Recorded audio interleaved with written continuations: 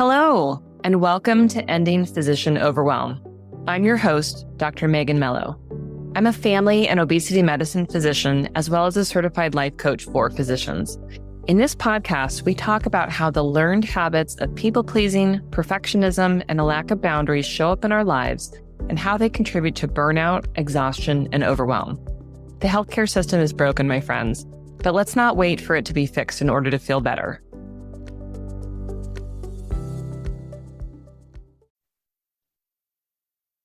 Hello and welcome to today's show. So today I have with me another special guest. I have Dr. Tonya Caylor, who is a family medicine physician up in Alaska, as well as a coach for residents and faculty. And so we're going to talk a little bit about her experience today. Dr. Caylor is originally from Florida and has been up in Alaska for a number of years now practicing.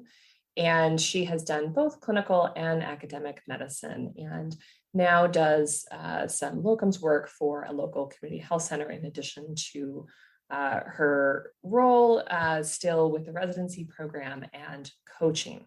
So Tonya, Dr. Caylor, thank you so much for joining me and welcome to the show. Thank you so much, Megan, and thank you for the work you're doing in helping provide support for physicians like across the country that are experiencing these kind of things.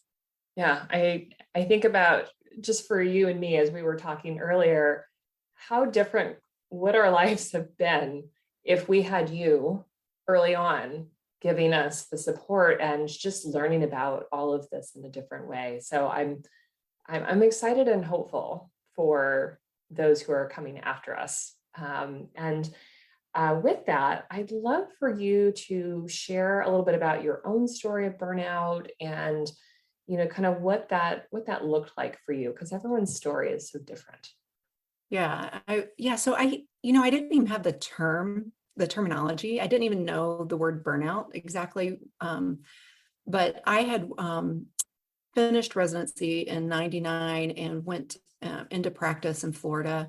We were in Florida for about 9 years, and then we moved to Alaska. And I tell people because I'm a very good wife.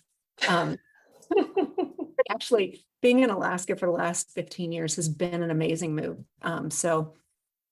I knew that I wanted to get into academic medicine, and when we moved up here, there was a faculty position at the Alaska Family Medicine Residency Program, which is a phenomenal program.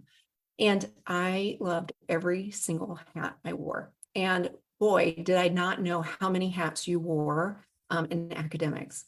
But I loved every one. And I had a few things that caused some trouble that we can unpack later. But what I found out was I was coming home at night mentally and emotionally spent and unable to engage in meaningful conversation or studying or anything with my family members. And like little things like at work would just drive me insane. And I had become impatient with colleagues and kind of felt disconnected with my patient population. And I didn't really have the terminology at the time, but basically I was in the middle of burnout, and it had been such an insidious, slow process that I didn't recognize it. So I unfortunately was one of those who just decided I did not have the right makeup to be in academics. So after about 8 years, one incident happened that made me think I'm done. And I went to go figure out what was out in the community and turn in my notice. And it wasn't until later that I had the terminology to figure out, oh my goodness, I was completely burnt out. I had the emotional exhaustion. I had the,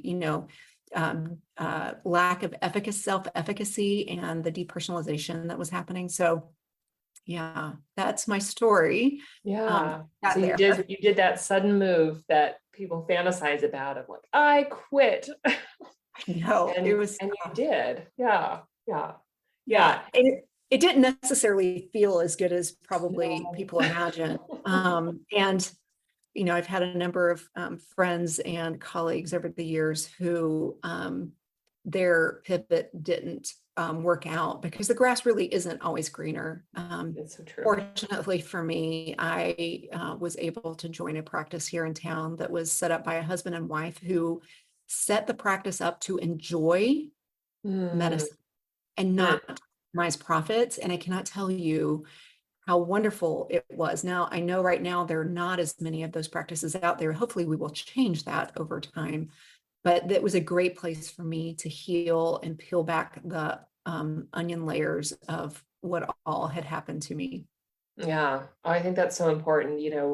We have this notion that there's some failing in us, right? There's something about us that can't cut it, that can't be happy, and just kind of accepting the situation. And of course, if we would really talk to each other, we would find that most of us struggle with that, right? That we thought we would be happier, that we thought we would feel better, and we so often don't. And I appreciate that you were able to find this space where you could continue practicing medicine, but doing it in a much different environment, which I think you're right is kind of a unicorn situation, and hopefully we won't think of it that way, hopefully sooner rather than later, that we'll see people, really intentionally opening practices or practicing in a different way, bringing different things with them.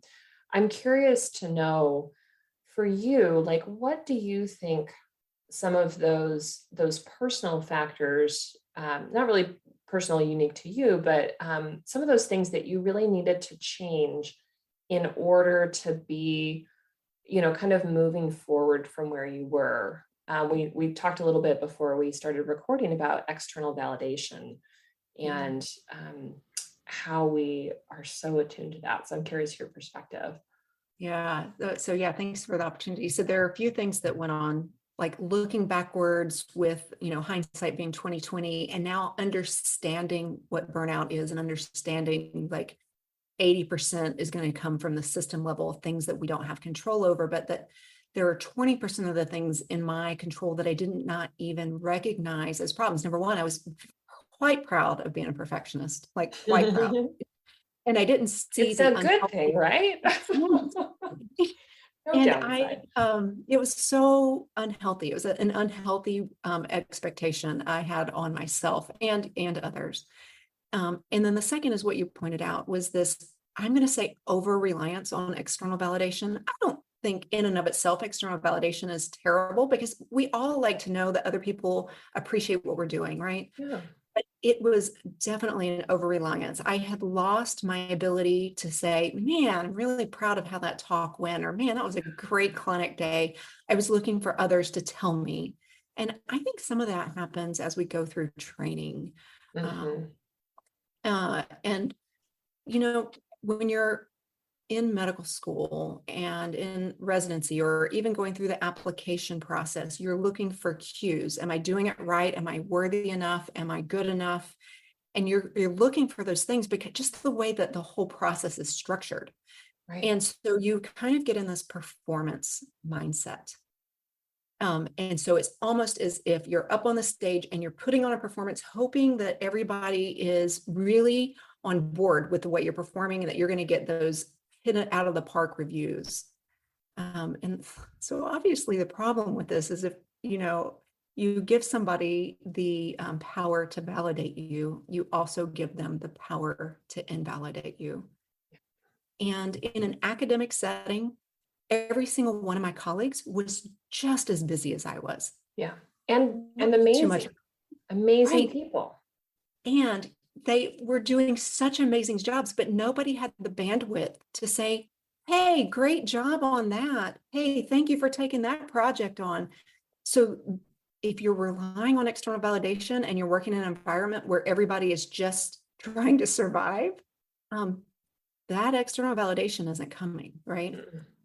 So I think that, and then I think the third thing that really kind of pushed me over the edge is I've kind of like enjoy being efficient and getting my checklist done. I like those dopamine hits. Yeah. It's the first job I've ever been in where I could not get all the check boxes checked. I never knew that it was acceptable to have work left over at the end of the day. Yeah. And But there's so just some things that aren't going to be done. no, I didn't know Yeah. how to get comfortable with that. And so, in my, poorly thought out wisdom at the time, I was like, I do not need to talk to colleagues over lunch. I do not need to interact with my MA Mm. and find out how her son is doing. So I cut out all the personal interactions and connections to maximize my time and get things done. And I never knew how important that relatedness or the ability to connect at work really is for our, mental fitness. Oh, that's so important because I hear you, and I think you're right. I think that's the first thing that often falls by the wayside. Like, I'm not going to chit chat with people and make nice. I'm too busy doing these really important things. And that, like, yes, you are doing important things. And yet, that connection is actually protective, at least to Yeah. some extent, against burnout, right? Because when we can really connect and, really be seen as a human being and not just Dr. So and so, then we have an opportunity to feel like ourselves, to feel human. Oh, I'm so glad that you mentioned that. Okay.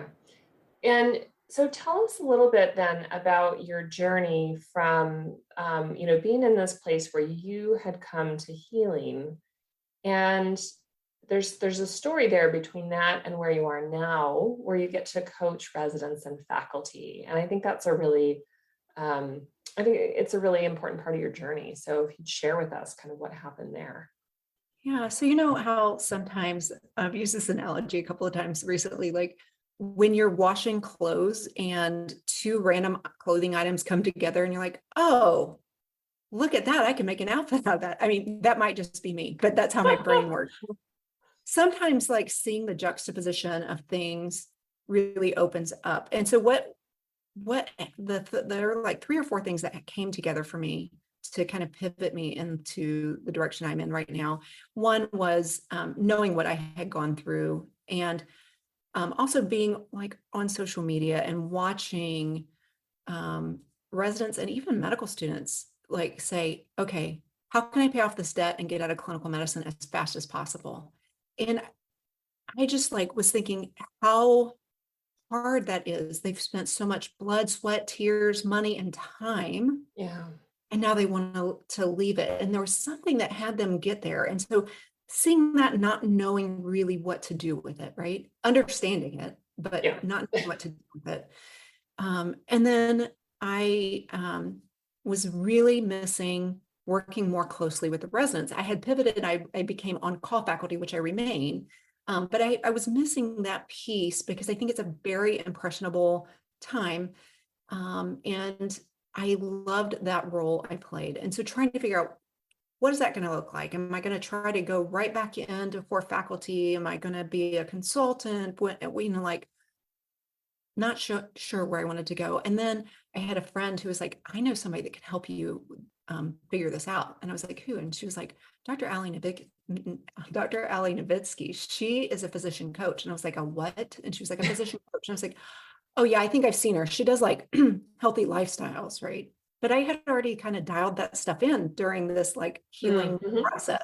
So I was like, I don't think I don't think I need her. And they're like, no, you do.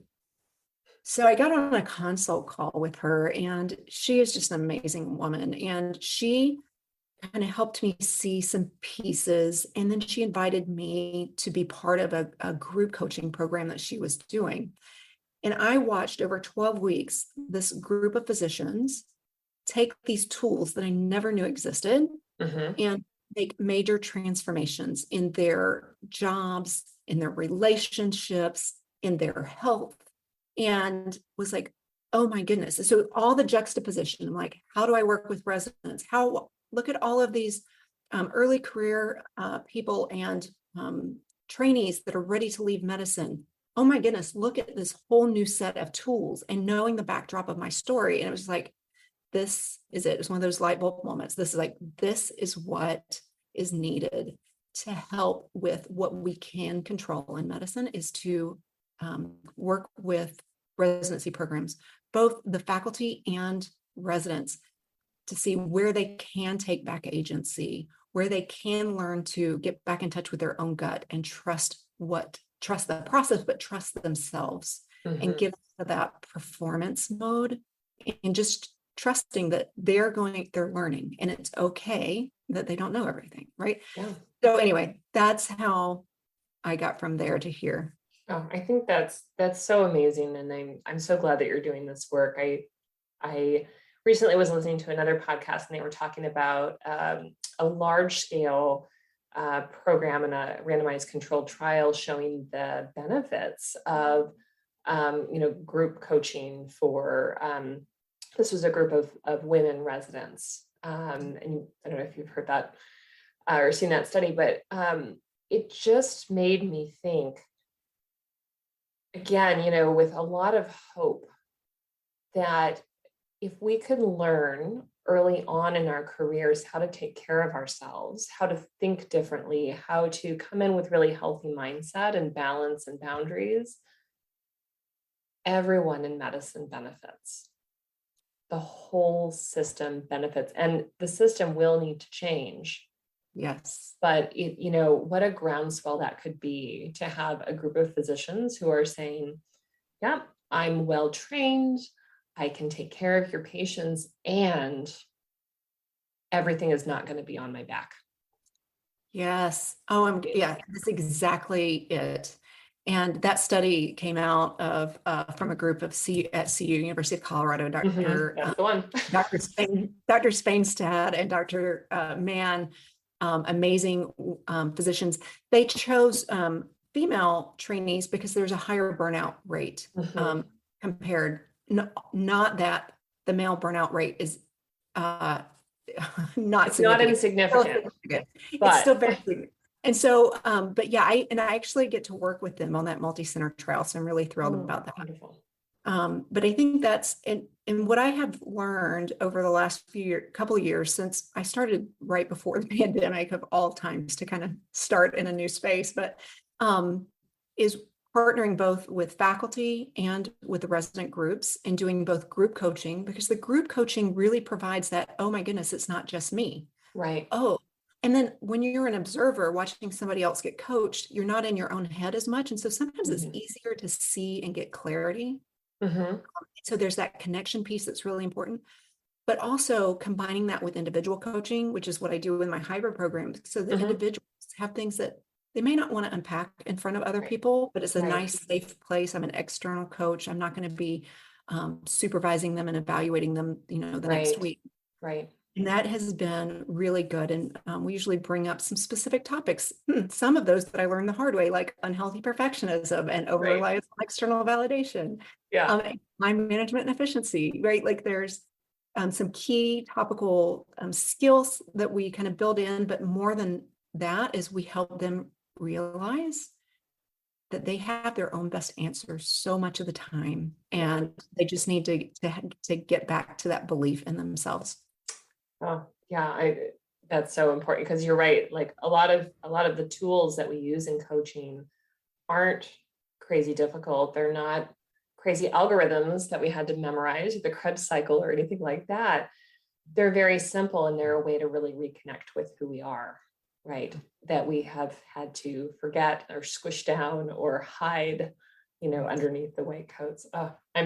I'm so excited that you're doing this work, and really hope that that we're creating, really a new way forward. And I think, especially leading with women physicians, we're going to change it up. That's right. And that's where it starts. It just starts in like each individual doing what they can for themselves. Right. And then deciding. And then having kind of this awakening of like, okay, this is a better way to approach it for ourselves. And then as our teams, and then as leaders, and then as we kind of shift the culture of medicine. And, Dr. Carrie Palomar out of Harvard has been working in coaching trainees for 10 years. I had no idea, but she has a lot of great evidence that coaching works really well in trainees in different specialties and different various iterations. And so I think the ACGME has understood the importance. And so I think you're going to see more and more programs adopting various ways of incorporating coaching into training, which I think is a huge need. And I'm super excited. Oh, I love hearing that. Definitely when I was more involved with the residency programs, it was wellness was the buzz. And wellness is all well and good, right? It has its place, but coaching really brings the, how do you actually do this? How do you actually prioritize this in yourself? It's helping you to actually create the paths. Yes, absolutely. Yeah. Excellent. So for someone who's out there listening, whether they are a resident or a faculty member or just a quote unquote, just a practicing physician, and they're experiencing burnout, or they're not sure, maybe they're feeling a little bit burned out, but they're just kind of questioning what's going on. What would you say to them? What do you want them to know? I think my biggest thing that I want them to know is there is hope that they can actually enjoy their chosen career. Each individual is bringing something important to a patient population or to a trainee setting. And so number one, I want them to know there's hope. And, I healed in that nice private practice, but even though my main focus, because I think my main purpose right now is to give that hope and help partner with residents and faculty to get there. Even though that's my main focus, I pivoted and started working at the local FQHC recently to kind of be the person for, people that take vacations, and it's just like lessens the burden on the system. And FQHC is a very challenging environment, but it's such a rewarding environment. And now with the tools, I find that I am able to engage when I'm there so much better. And so if I can just give you that glimmer of hope that you can get back to enjoy the job that you chose and actually just flourish in all of life. It doesn't have to be all consuming. Yeah, I think that's so important. It's not the hope that we all just change it up and we all do this or do that thing, but it's that we can find healing, that we can grow and change and, really kind of connect back with ourselves wherever we are. Yes. Yeah, thank you for sharing that. So for anybody who's out there listening and they're curious to learn more about you and the coaching work that you do and connect with you, where can my listeners find you? Well, they can go to my website, which is joyinfamilymedicine.com. I'm also on Facebook, Joy FM Coaching, and on Instagram as Joy in Family Medicine, and just as Tonya Caylor on LinkedIn. So you can get social media. I have a blog on my website that I give a lot of the tools or a lot of the topical content there. And if anybody listening knows of a family medicine residency program that may want to partner, please send them my way. Great. Oh, thank you so much. All right. Well, listeners, that wraps it up for today. So thank you so much for joining me. And thank you to Dr. Tonya Caylor for joining me for this discussion. We just hope that, for anyone out there listening, that what you take away from this is that you have options, you have choices, and you don't have to stay stuck. There really are good solutions and wonderful people out there who are working to change things slowly but surely. Yes. And thank you for having me and for highlighting the importance. So all of your listeners know that they do have hope, because you're highlighting so many different stories, and hopefully they'll be able to identify where they can see a path forward for themselves. Great. All right. Well, thank you so much again, and we will catch you next week. All right. Bye for now.